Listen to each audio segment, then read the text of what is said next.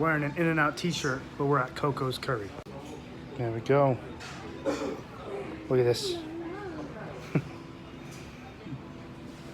And of course, we out here, Capt 2-6. We got Patrick, we got Bird. We're gonna enjoy our dinner. So either you can sit at the table or you can sit up at the bar.